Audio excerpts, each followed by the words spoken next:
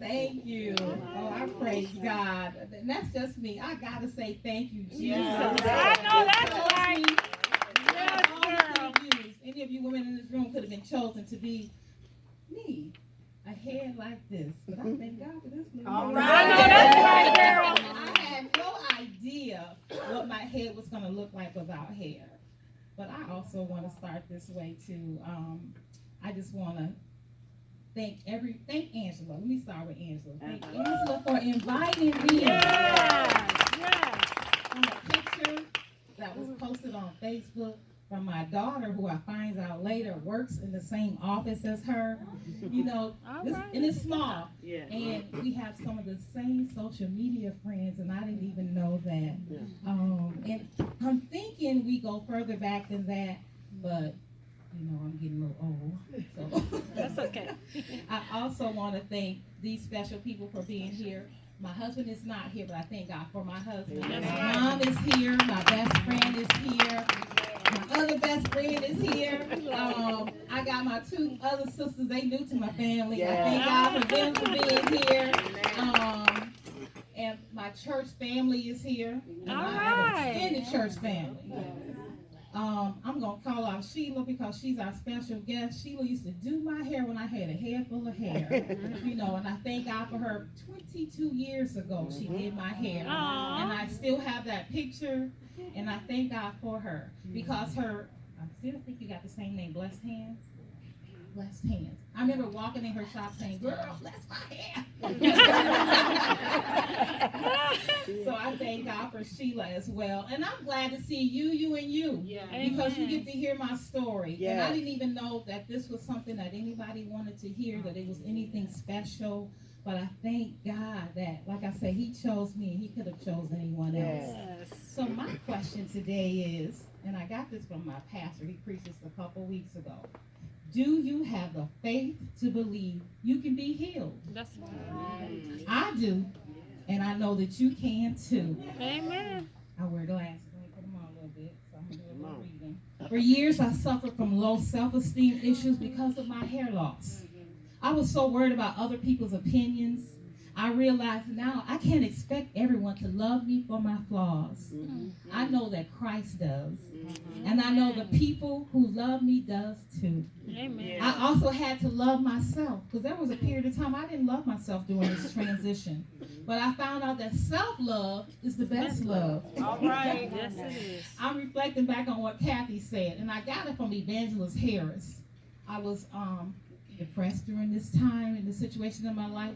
And she told me to do one of the simplest little things. That is, every day, write on a sticky note something positive and put it on your mirror. And y'all almost fill the whole thing up. I thank God for that because she spoke into my life at that time. And I really, really needed that. And it really changed my life because my faith increased and I began to trust in God. And he could do the problem that I was dealing with at that time. I tell myself daily in the mirror. My goddaughter gave me a quote, and when I sent the picture out of my uncovered head, and she said, "Mom," she said, "You are a beautiful, wonderfully made woman who is selfless." You need to tell yourself that every day. So I typed it up on my computer and I printed it out like 10 times. And I started putting it in places, and I thought about Sister Harris. And I have it on my desk on a little self mirror, and I look at it every day, and I say that to myself. I thank God for that. I'm beautifully and wonderfully made. That's right. Yes, you are. You are too. You are too. You have to tell yourself if nobody else tells you that.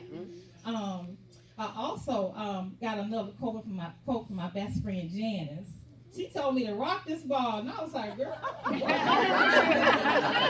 No, that's right, sister. The way that I shaved my head, and I was like, can I do that? And the reason I say that is it comes from some of the shame that you talked about. Because I was this shy girl. I didn't think I was one of the prettiest girls. And I thought, can I have an attitude like that? You know, I'm like, no, you reserved.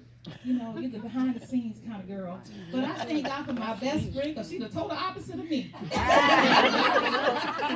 She said, girl, there ain't nothing. You got to hear her talk. She's so positive. She really encouraged me.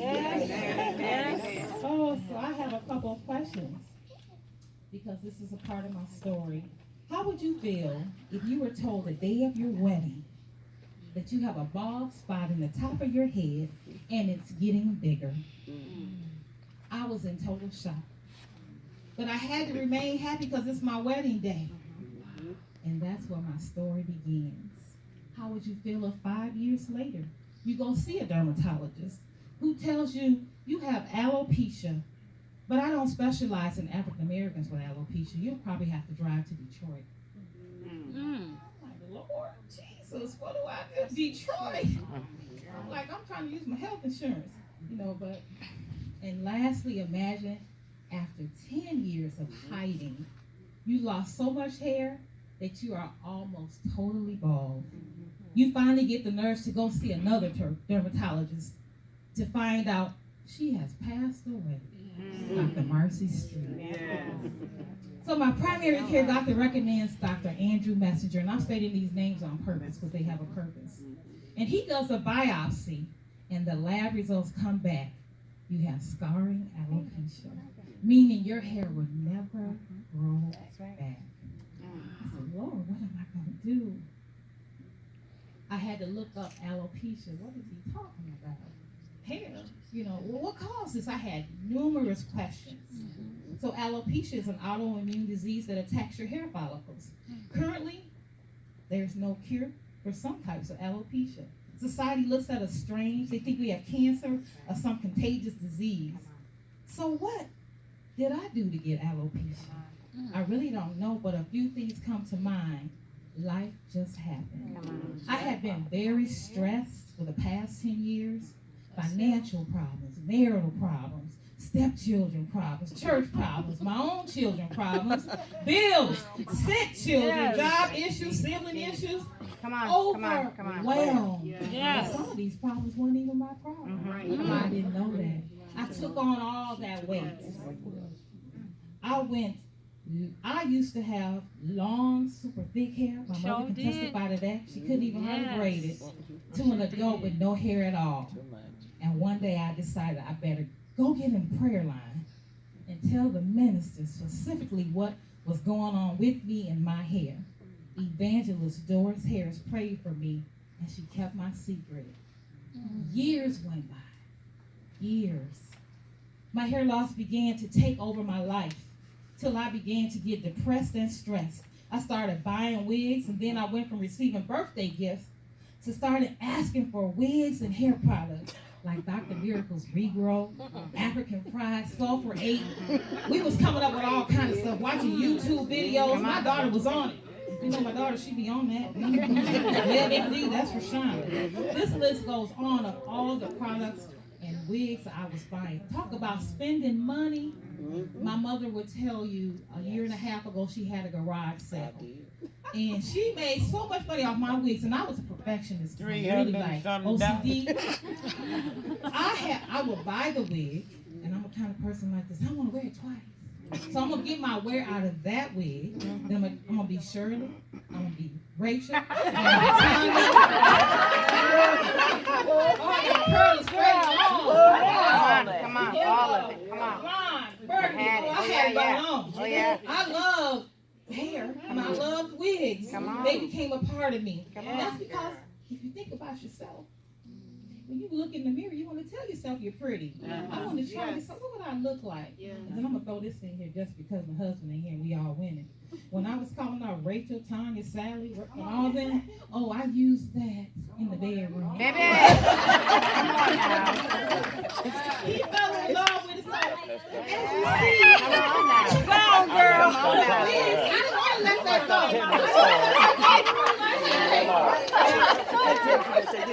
I'm sorry. You all right? I also found out I was wearing the wrong kind of wig. So I was like, the more hair I lost, the more this wig began to cost because I wanted lace front. I want people to think this is my hair. Wow. I had to start sharing this hair loss problem though with my daughters, my best friend, and my sisters. I was so ashamed I didn't even tell my husband or my mom. I began to sleep in the wigs. I had my daughter She would braid the little hair I had, sew a wig cap to my hair and head, then the wigs to the cap. It was a process. I'm telling you, it was a process. But the depression grew worse. Time had come for me to tell my husband. I know you're wondering, like, how could she not have told her husband? But I didn't. I didn't think he knew. But I couldn't take it anymore. I had been lying to myself, my family, my friends, my church members, and the doctor's office. I had to ask God to forgive me. I've just been lying, smiling. Well, that's what we do. We put on the mask. Like it's all good. I would get up in church. I'm a praise and worship leader. Put your hands together. Bless the name of the Lord. After me being good, stand on your feet. Clap your hands. Come on. And I would begin singing and worshiping. Come on. Worshiping. And all of a sudden, something would move. I'm like, I started quenching the spirit. That's the part that's in here. But I know I'm falling out of sync right now. But Come I'm on, telling girl. y'all, Tell it. I was doing all that. Yep. And everybody thought everything in my life was going good. Come on. She got a job, a brand new car, a husband, he got a great job. Her kids in college got degrees. She looked good on the outside. On the inside, Jesus. I had been hiding this from my husband, so I thought, how could I keep this secret from him? Well, when you are ashamed and afraid he might leave you, this is why I did it.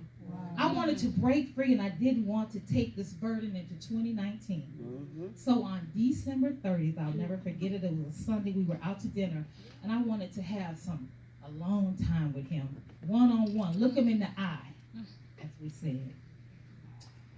He made me cry tears of joy from the things he said to me. I wish I could have his voice, but he said, babe, why would you think that?